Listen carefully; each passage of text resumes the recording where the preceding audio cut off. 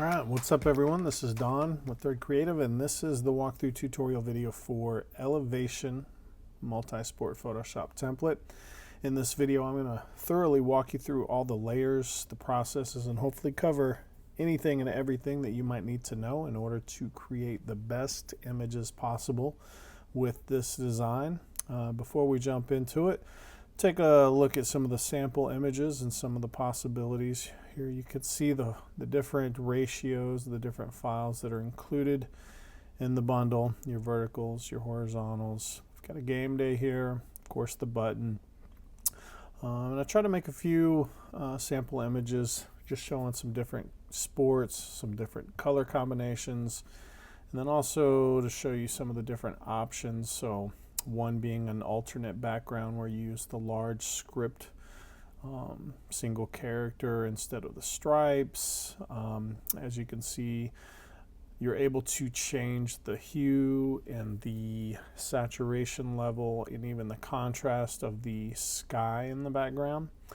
You have the option to go with less stripes if you want to. Here I went with a single line. You get the idea, but all these different color combinations, different sports, mostly outdoors, but I also wanted to throw this basketball one in here just to kind of demonstrate that in some cases it can work well for an indoor sport occasionally, so don't necessarily rule it out. Let's jump into it. As always, I like to suggest that you get acquainted with the layers and the folders just to know where everything is hiding. Try to keep everything nice and tidy here, but just kind of go through and click on these little eyeballs and you can see what disappears is going to be in these layer folders.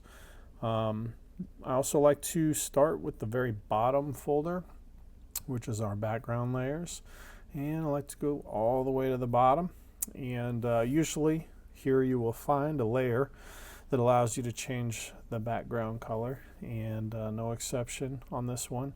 So for those of you who are new to this, to change the color, you have your color picker here or your little swatch. You can just double click on this icon right here in your layer panel. It's going to bring up your color picker. Here you could do a few things. You can select the general hue range that you think the color is that you're looking for. Then you can play around with the lightness, darkness, saturation, or lack of saturation until you find one that works. Another option is to come over and click around the uniform and see if you can get a color that you think works, or maybe you just want to try to get it close, get in the general ballpark, and then you can come over here and move it around to get it just right. I'm going to hit cancel to go back to the original color, but that's pretty simple, changing the background color. Next we have our pinstripes option. So they're kind of subtle, you see them in here. If you want to change the color, you can just click on the word color overlay here. Very simple. You'll see this swatch, and we're going to get our color picker pulled up again. So same exact thing. If I go with straight white, you can see them a lot better. I don't think that looks good. I think if you go with too much contrast, it's going to be a little too distracting. So you can see this is the original color that I had, which is just a little lighter than the background color, just enough to know that they're there, but not to be too distracting. So you can kind of do the same thing, play around with it, find something that looks good, or you could even just turn it off. Made several sample images without the pinstripes. Pinstripes, I kind of think of baseball, softball, maybe basketball, but some other sports, pinstripes might not fit the look that you're going for. Another option that you have, if you did want to scale them larger or smaller, if you kind of zoom out, I have the layer mask, which is just kind of a vignette fade, or a vignette, or a radial gradient, I guess you would say. It just kind of makes it fade out in the corners just to kind of fade into the darkness of the vignette. Just makes it a little more three-dimensional. But if you click on the actual layer icon, because the layer mask is not locked, you can see I've locked it, unlocked it, you can click on any of these anchor points to activate it. I hold down Shift and Option on a Mac, would be Shift and Alt on Windows. And that's just to maintain proportions when you're scaling, but you can pull out or you can come in. And I don't know if you can see that very well, but it's making them larger or more separated, smaller, closer together. You can fine tune it if you want to. Next, we have large background letter options. So in order to show you that, I'm going to come up to the layer above it, which is our stripe background option. I'm going to turn that off. And so here it's just a text layer, which I have an M with this script font. This is the look that I had with the original design that I made for this team. And so when I was making it a template, I did realize that this may not work well for every situation or every team. So I did come up with the stripes as a default that you can go with. But you can come in here and you can type in the letter of your team. Let's say it's a B. You may want to scale and position it. You got to keep in mind that you don't want it to interfere with the space for long names. You could always kind of rotate it if you wanted to, scale it, move it around. And if you like it and it works, you can run with it. But if it just doesn't work for the team you're creating for, no worries. Leave it turned off and you can leave this stripe background option on. While we're talking about this single large letter or character option, changing the color is very simple. With this selected in your character panel, you'll see this here. Click on it and you can change the color that way. You can also come up here and do the same thing. You've got options. Now there is a stroke outline, so if you don't want the white outline here, you can just click on this little eyeball next to the word stroke and it will go away. So that's another look. Or you can leave it on and double click the word stroke to bring up your layer style panel. And here you can change the color just by clicking on this little color swatch here. It'll bring up your color picker and it's the same thing. You can find the color that you're looking for and move on. Now you can also increase or decrease the size of the stroke outline here. You can enter different values or use this slider. Another way to customize it even further. That's pretty much it for the large letter option in the background. Let's talk about these stripe options. So we'll turn that back on. So if you open this up, you'll see that I have 3 individual layers in here, and I have each one is for the obviously the 3 stripes. But to control the colors, you can just come up here to the layer folder itself where we have color overlay. So that's going to be the main center area of these stripes, and it's the same thing that we've already kind of gone through with the color picker. You can pick any color you want. Once you get it right, you can keep moving. Same thing with the stroke. If you double click the word stroke, you can modify that as well. And of course you can adjust the size or even turn the stroke off in some situations. It may look good. Very simple. Now you can, with this folder selected, click on one of these anchor points, hold down Shift and Alt or Shift and Option on Mac. You can scale it up, you can scale it down, you can play around with that. Another option you have is you could turn off one and then you could scale them up if you want to go with 2 stripes. And who knows, maybe there's a scenario where you just want 1 stripe and then we'll just make it really big. So I'll find this anchor down here, keep making it bigger. You could go with something like that. You've got all kinds of options to get creative with it. Otherwise, pretty simple. It's just using the stroke here and the color overlay to change your colors and move on. So next we have this subfolder entitled Lower Text Layers. You can obviously see and understand what that's for. If I turn that off, you lose these lower text layers. But if we turn it on, we've got our first name. Very simple. Double click. Obviously, if you're using automation, it'll be different, but if you're doing this manually, just double click on this T icon here and you can type in your new name. Obviously you can always come up here to change the color if you want to, or in your character panel, same thing. You can change the color that way. Very simple, very easy. Same thing with the last name, and same thing with your subtext here, which I have built in: senior, junior, sophomore, freshman, so you can just turn on or off whichever one you need. Again, that is assuming you're not using automation. If you are using some form of automation, you'll probably just stick with this senior layer and maybe change the name of the layer to work with your automation. But pretty simple, pretty straightforward. We'll close that up. Next, we have our jersey fabric texture. So I'm going to zoom in and maybe even turn off the pinstripes just to make it a little more visible, so you can see we've got this texture here, and it resembles jersey fabric to me. And so probably would leave that on, but if you want to adjust it at all, if it's a little too bold or prominent, say for example, let's go down and let's say we were trying to go with a lighter color, which you don't want to get too light or the clouds will not be visible. But if you go with a lighter color, you might feel like that's too bold or too prominent. So an option you have is to come up here and enter lower values of opacity, and it will make it a little less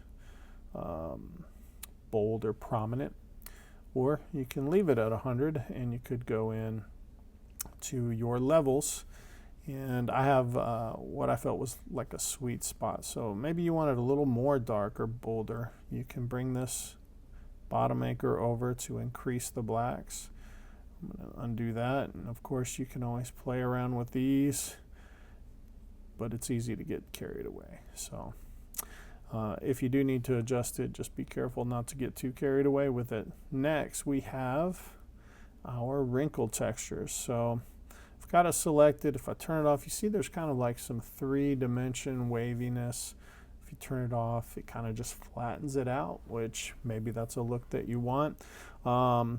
If you do select it, you can click on any of these anchors to activate it, and then click and drag. You can move this around. You can also scale it down or up. So if you really want to play around with it and see if there's a different positioning or scaling that you like, you can do that. You can increase the contrast if you want to. You can always reduce the opacity to reduce the effect that it gives, but again, just like the jersey fabric, you can come into the levels that I have, the levels adjustment here, smart filter I guess you call it, and again, same thing, you can play with these anchor points. So the left, if you don't already know, controls your darks, this middle one controls your midtones, and this one on the right controls your lights. And so you can move them around and find the level of contrast that looks good with your background. More than likely what I have will be just fine, and you won't have to do any of that, but if you need to, that's how it would work. So next we have our upper and lower, let's see here, upper and lower thread, sorry about that. So we have our upper and lower thread. So I'm going to kind of zoom in on this a little bit, or what is supposed to look like thread. So basically what I've done is I've used a font that I found that kind of resembled what would look like a stitch, and I've added some layer effects here. But the main thing is you can turn it off if you don't want it, or if you want to change the color, then you can come in here to, you've got several adjustment layers on here, but color overlay is the one you're looking for. I feel like this is one that might sneak by some people. I have it set to this color here because it looks good with the color scheme that I have as default. But if you go with a different color scheme, you're probably not going to want this light blue. So you're going to want to come in here. You can go super light white. You can try to, match up some reds and go darker if you want to. It may not show the true color only because I do also have the beveling on here with some highlights and some under shadows just to kind of give it a little bit of a 3-dimensional look. You can select them independently, and we can click here. You could move it around if you want to. You can select them both at the same time and scale them down or scale them up if you feel the need to. But otherwise, it's really just a matter of changing the color right here where it says color overlay. All right, next we have our soft spotlight effect, which is optional, and you can adjust the opacity. Currently I have it at 60, so I'm going to turn it off and we'll see a very subtle change. So you can see it really hits right in here. It kind of stretches up behind this player frame. So it's currently at 60. You could increase it to 100, or you can decrease it to less than 60, just depending on, you know, the sweet spot where it looks best. Next we have an exposure vignette layer, and this is one that I think commonly gets overlooked and not adjusted. So I have the vignette level or the darkness set to what I thought looked good for this dark navy blue.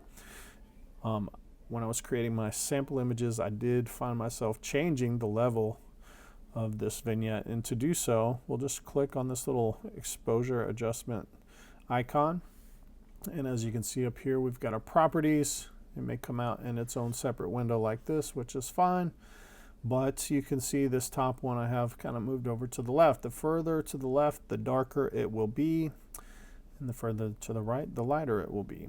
So you can adjust that if you want it lighter or if you want it darker. And that is it for our background layers. Let's close that up.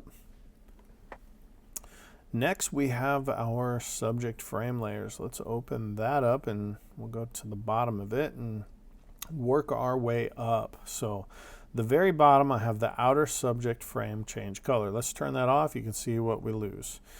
It's this white background area. We'll turn it back on. So really, if you go with a lighter background color, you may want to come in here to this drop shadow just by double clicking the word drop shadow. I have opacity at 100. You may want to bring that down so it's not so bold, so prominent. So keep that in mind. You don't want to leave it too dark if you have a lighter background. Otherwise, really the main thing is you want to decide what color you want this outer frame to be.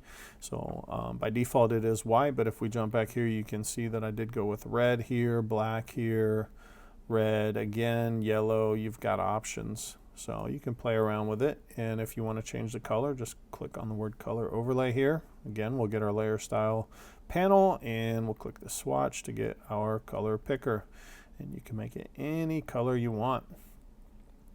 Next we have a subfolder, which is your subject frame. So if I turn that off, it's basically what this sky layer is clipped to, and so that it only fits where this shape layer is. So it creates this effect. So I think the only reason you might want to come in here to this layer is if you put something over here on the side with text that you need a little bit more room, you can select this shape layer that is in this subfolder, click on one of these anchors to activate it, and click on this side anchor. You can move it in, you can move it out, you can adjust it if you need to. Same thing with the sky. You can click on any of these anchor points with the sky layer selected. You can move it around and play with it, scale it up, scale it down if you want to, but really I think what you're looking for is to find a color amount of saturation in the right hue to complement the background image. And we talked about this already, but as you can see, in this one I tried to make it very similar to this blue because I thought that would look good, that would work. Obviously I don't want a red sky, so I try to find a hue or a blue that I thought would complement this red background well, and then you can completely desaturate it all together. So I think this is a big part, a big step in making sure that your image looks really good with this design, is to find the right level of color and saturation and contrast. So to change the color, we're going to click on this little smart filter here that says hue saturation. So right now it looks like nothing has been done to it. They're all 0. But where most of the colors live is over here in the cyans. So if you click on this little drop down menu and select cyan, you can see that I've got +5, +5, +10. So here you could decrease the saturation, increase the saturation. You can move this a little bit to the left, a little bit to the right, but if you go too far, obviously it starts to look weird. So you don't want to go too far. You want to kind of hover here in the middle, plus or negative 10-ish, in that ballpark. You can adjust the lightness and darkness here. I'm going to cancel out of that, but keep in mind that you can also adjust the level of contrast, including the lightness and darkness with your levels here. So you could reduce the blacks, increase the whites to make it a little brighter. Obviously I'm getting carried away, but you can play around with the darks on the left, midtones in the middle, and lights on the right. Let's say cancel. And what else? I've got a Gaussian blur on here. You could turn that off. It'll make these clouds a little crisper. But I put some blur on it just to create some appearance of depth. And that's pretty much it for that. What's next? We have our vertical stripes. Okay, so you can see, we're going to zoom in a little bit. You see that we have these vertical stripes on the side. And so that's basically 3 stripe layers that are housed within this subfolder. I have a layer mask on it that matches this entire outer frame, and that will make sure that these stripes don't run off of this trading card looking postcard player frame that I have set up here. So you've got a few options. If you just want all of them to be the same color, there is a color overlay that is currently turned off by default on the subfolder that the stripe layers are within. So you can just click here next to it to turn it on, and it will make them all the same color. By default, it is this red. You can change it by clicking on the word color overlay, clicking in this little color swatch. We've done this a time or two in this video already, so you get the idea. And that is if you want them all to be the same. If you don't want them to be all the same, we'll leave that off, and we're going to open it up and basically have your left, middle, and right. Pretty straightforward. So we'll start with the left. You can double click, find a color that you want to use. Once you have it, we'll say this is it. You'll see this code is automatically highlighted. Now you can right click and copy, or on your keyboard you can hit Control or Command C to copy. And once you hit OK, you hit OK again. You've got your color here. Now you can come over to the right one, open it up. We're going to hit Control or Command V to paste the same code in, and that will make sure that they match, assuming you want the left and the right one to be the same. Now you can do this any way that you want to, but that's just a little tip to make sure you get the same thing. Of course, you always have the option, a little more room for error this way, but if you didn't copy it and you open it up, you can come over here and you see you've got this little eyedropper. You can click right there to sample the same color. So it looks like there's a little bit of a difference there. So that's what I was talking about. You have to be careful. Let's see, same thing with the middle one.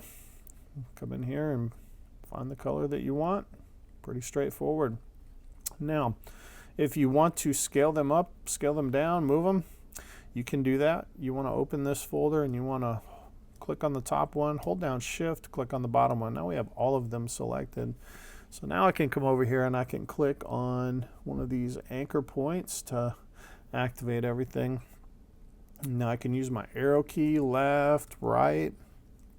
I can use my cursor to, and I have to hold down Shift and Option to maintain proportions, but you can scale, whoop, got a little carried away there.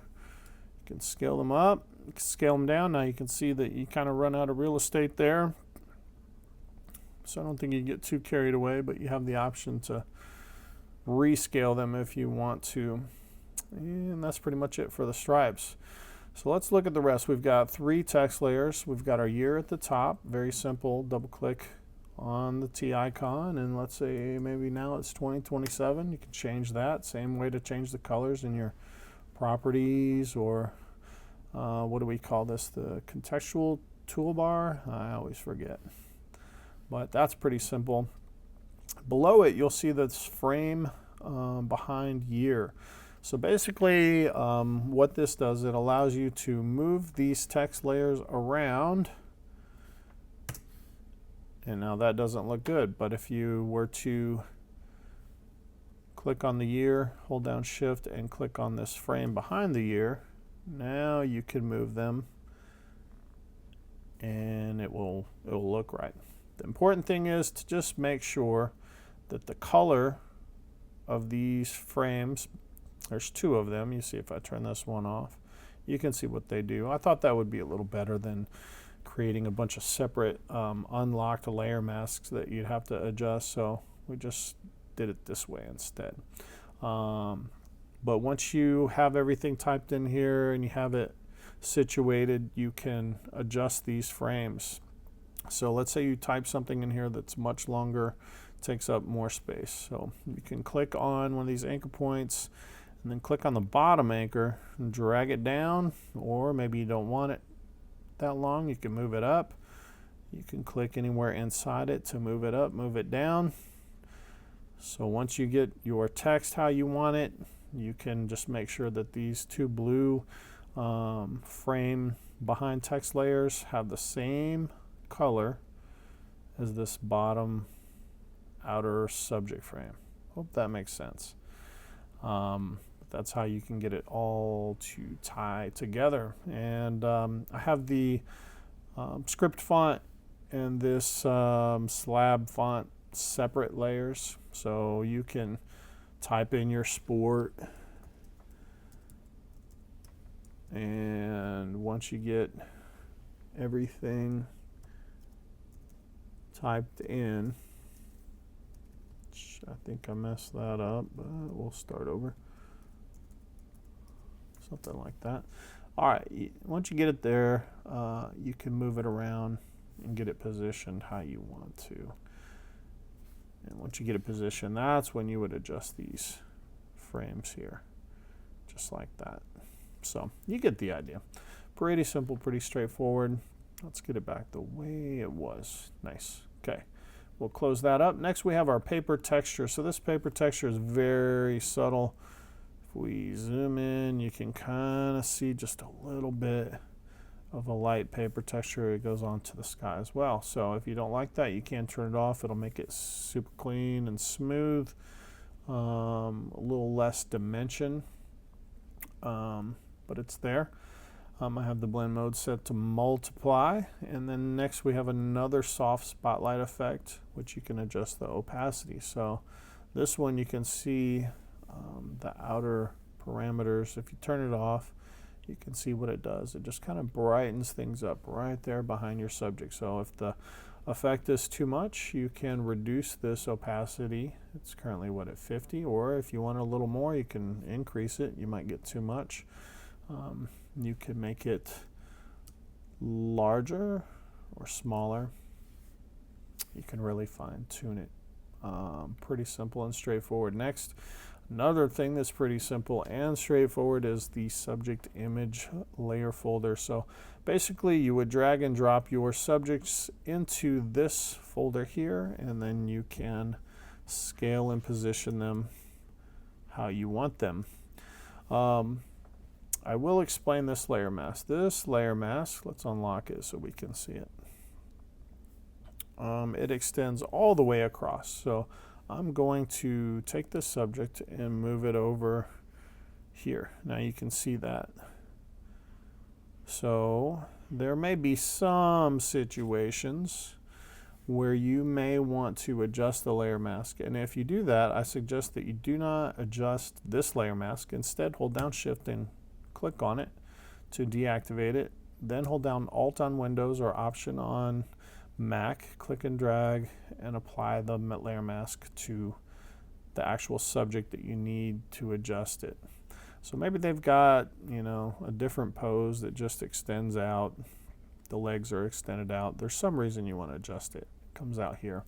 And so what you can do then is select your layer mask, And there's a few different ways you can do this, but probably go with a brush, a soft brush. And we'll go ahead and make sure your opacity and flow are at 100. And you can start to paint in the areas, which I don't have her over there. This may not be the best image to demonstrate, but you can see how with the layer selected, with your brush on white, 100% flow, 100% opacity, you can paint in anything. Let's say you want it to look like she's stepping out, something like that. You never know. You can paint in. And if you get too carried away, you can hit X on your keyboard to switch back to black. You can paint it back out. Of course, you can always do edit, undo, edit, undo. If you get too far with it to get it back. But this allows you to modify the mask without affecting the default mask. So when you add another subject, you can just come up here and click on it to reactivate the original mask. Hope that makes sense as well. But that's pretty much it. And the very last one, and we'll wrap this up, we've got our cloud layer. So I thought about turning the cloud layers off and just making an image, a sample image without it. I think it kind of looks pretty nice like this, but it may be just a little too plain. But maybe that will work for the vision that you have. If you do leave them on, you can open this up, and if you want to play around with them, you can. You can select, I've got them labeled. You want to have your move tool selected up here so you can see which one it is, but you can click on them. You can move them anywhere you want. Hold down Shift and Option, click on an anchor, make them bigger, make them smaller. You can turn some off. If you think there's too many, you can really play around with it, fine tune it to your liking. I tried to set it up in a way that I thought would work and look good by default, where you don't have to do any of that, but you can if you want to. And that is it. So we kind of breezed through all of that. This is the 4x5 vertical file. Basically everything that we went over applies to all of the other files as well. Now there's some intricacies that are unique to some of the files, like the game day or the button, but basically everything that I've explained here is going to translate over to those files as well. So if there is anything that I did not cover, you still have questions, always feel free to reach out. You can email me at don@thirdcreative.com. And that's all I have for this one. It is time to move on to the next one. So until then, thank you for watching, and we'll see you.